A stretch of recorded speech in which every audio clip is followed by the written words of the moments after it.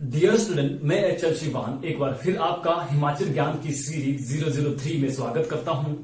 क्या आप जानते हो कि दिल्ली सल्तनत काल जो 1206 से 1526 तक चला था, उसमें दिल्ली सल्तनत काल के वो कौन से शासक थे जिन्होंने कांगड़ा के ऊपर आक्रमण करके कांगड़ा पर कब्जा किया था, और जिसमें दिल्ली सल्तनत काल के शासकों ने कांगड़ा पे आक्रमण किया था उसमें कांगड़ा के राजा कौन थे। अगर आप नहीं जानते हो तो वीडियो को अंत तक जरूर देखें। चलो शुरू करते हैं। सबसे पहले हम बात करेंगे दिल्ली सल्तनत काल जो 1206 से 1526 के बीच में चला था। दिल्ली सल्तनत काल चला है 1206 से 1526 के बीच में। इससे पहले कुछ दो प्रमुख ईयर्स है जो हमें याद करना है। एक है हमारे पास 1009 ईस्वी। 1009 ईस्वी में महमूद गजनबी ने कांगड़ा के ऊपर आक्रमण कर कांगड़ा पे कब्जा किया था। उसमें कांगड़ा का जो शासक था वो था जयचंद। हमें तीन चीजें याद रखनी है और इंपॉर्टेंट चीजें हैं। एक तो आक्रमण करने की जो है, कब आक्रमण किया था, जैसे 1009 में आक्रमण किया था, एक हमें ईयर याद रखना है। दूसरा, आक्रमण करने वाला कौन था उसको आक्रमण याद रखना है। तीसरा जो पॉइंट है वो है कि आक्रमण करते समय कांगड़ा में कौन सा कांगड़ा का शासक था, तो हमें ये चीजें इसमें याद रखनी है।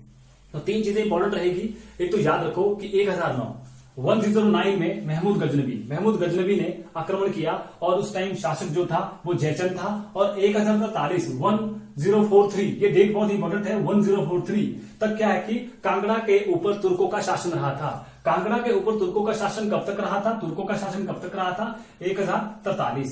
इसके बाद जो इंपॉर्टेंट रहता है आपका दिल्ली सल्तनत जो 1206 से 1526 तक चला। तो मैं आपको सात प्रमुख ईयर्स बताऊंगा, जो 7 प्रमुख इंपॉर्टेंट पॉइंट बताऊंगा जो आपको याद रखना है। वो भी आपको ईयर्स वाइज हमें याद रखना है। तो देखो कितने पॉइंट है? 7 पॉइंट है। इस चीज को कोशिश करना है, ये जो ईयर्स होती है वो हमें याद नहीं रहती है कि किस ईयर्स में कौन सी घटना हुई है। ये याद रखना थोड़ा सा मुश्किल है। तो मैं आपको ईयर जो है ना उनको याद करने का एक आसान सा तरीका बताऊंगा।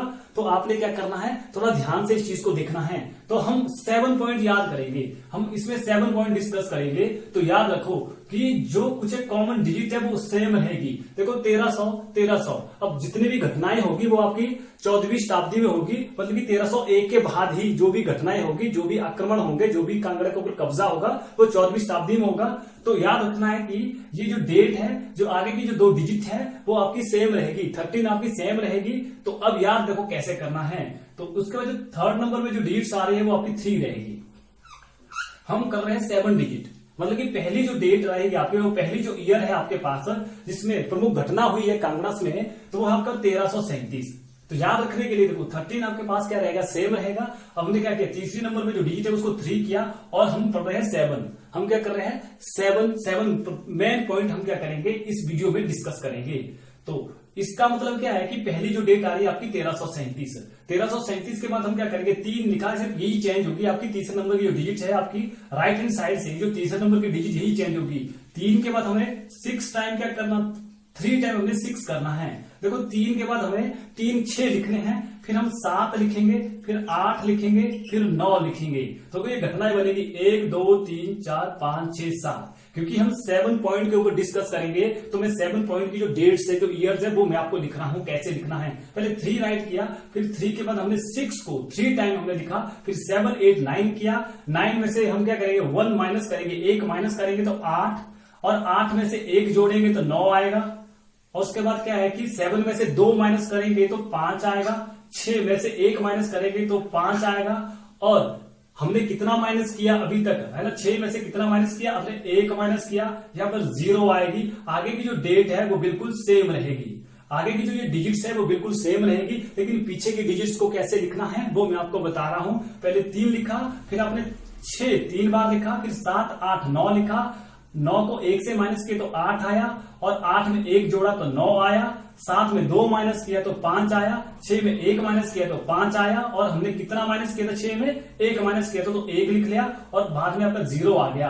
तो ये हम क्या कर रहे हैं, 7 पॉइंट याद कर रहे हैं। तो पहला जो आपकी ईयर्स रहेगी प्रमुख, जो कांगड़ा के ऊपर आक्रमण करने की जो हम पढ़ रहे हैं, जो प्रमुख जो 7 पॉइंट है, तो पहला जो आपका 7 है आपका 1337। तो देखो 1337 1337। आपको इसके ऊपर थोड़ी सी प्रैक्टिस करनी है। अगर आपको ये लिखना आ जाएगा, फिर आपने देखना है कि इन ईयर्स में कौन कौन सी प्रमुख घटनाएं हुई है। तो पहला देखो 1337 है। 1337 में क्या हुआ है, मोहम्मद बिन तुगलक ने कांगड़ा के ऊपर आक्रमण किया है, कांगड़ा के ऊपर कब्जा किया है। तो जब मोहम्मद बिन तुगलक ने कांगड़ा के ऊपर कब्जा किया था, तो उसमें कांगड़ा का जो शासक वो पृथ्वीचंद था।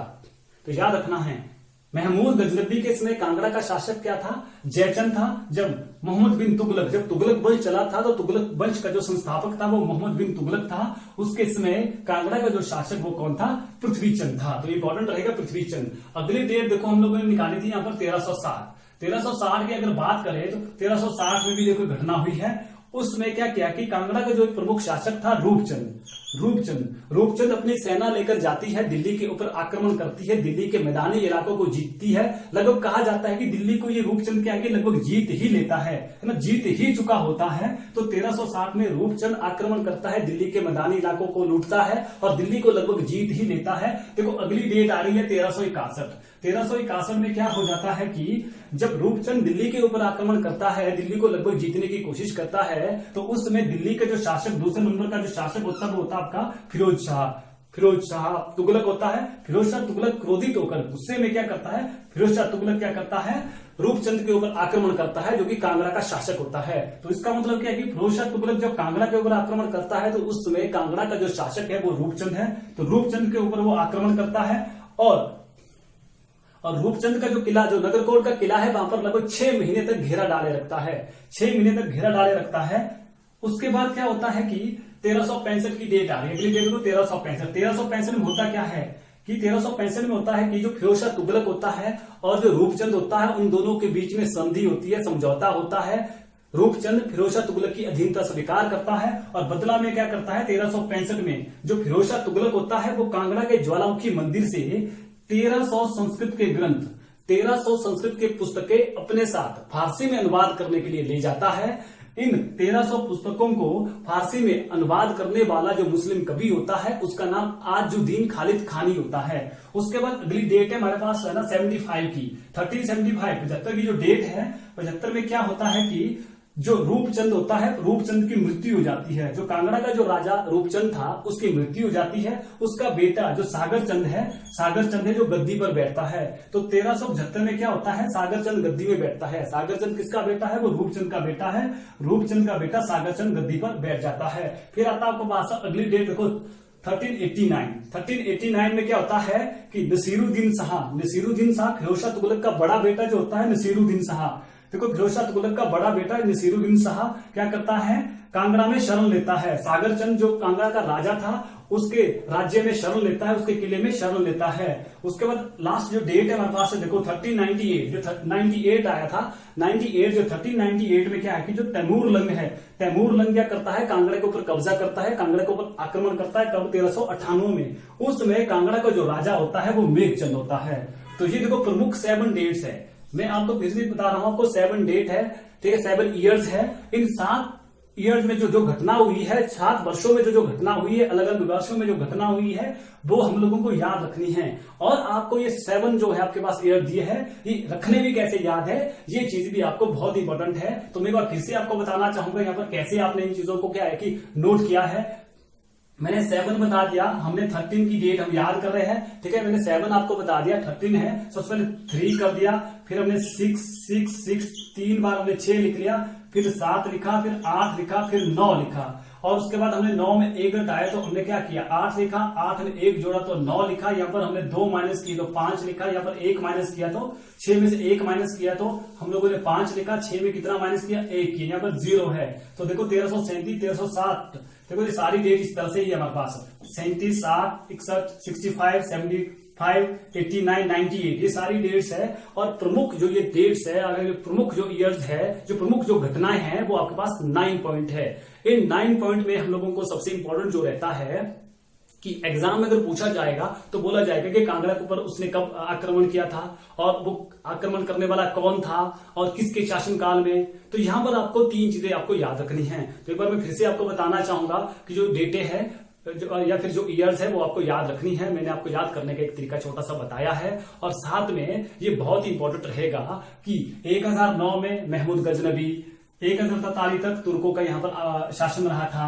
37 में क्या है, महमूद बिन तुगलक ने कांगड़ा के ऊपर आक्रमण करके, जो पृथ्वी चंद यहाँ का शासक था। 1360 में रूपचंद ने दिल्ली के ऊपर आक्रमण करके दिल्ली पर लगभग जीत ही चुके थे, और इससे क्रोधित होकर 1361 में फिरोज शाह तुगलक क्या करता है, रूपचंद के ऊपर आक्रमण करता है और वहां के किले के ऊपर लगभग 6 महीने तक घेरा डाले रखता है। 1365 में जो फिरोज शाह तुगलक होता है वो क्या करता है, कांगड़ा के ज्वालामुखी मंदिर से 1300 संस्कृत के ग्रंथ अपने साथ फारसी में अनुवाद करने के लिए ले जाता है। और उसके बाद 1375 में क्या है, 75 में रूपचंद की मृत्यु होती है। उसका बेटा सागरचंद क्या है कि गद्दी पर बैठता है। और 89 में क्या होता है कि जो आपका फिरोज शाह तुगलक होता है वो उसका बेटा नसीरुद्दीन शाह क्या करता है, कांगड़ा के किले में रूपचंद के जो सागरचंद के शासनकाल में शरण लेता है। और 98 में तैमूर लंग जब कांगड़ा के ऊपर आक्रमण करता है तो उस समय कांगड़ा का जो शासक था वो मेघचंद था। इस तरह की एजुकेशनल वीडियो को देखने के लिए हमारे पेज को फॉलो और चैनल को सब्सक्राइब करना ना भूलें। जल्द मिलेंगे अगली वीडियो में, तब तक के लिए गुड बाय।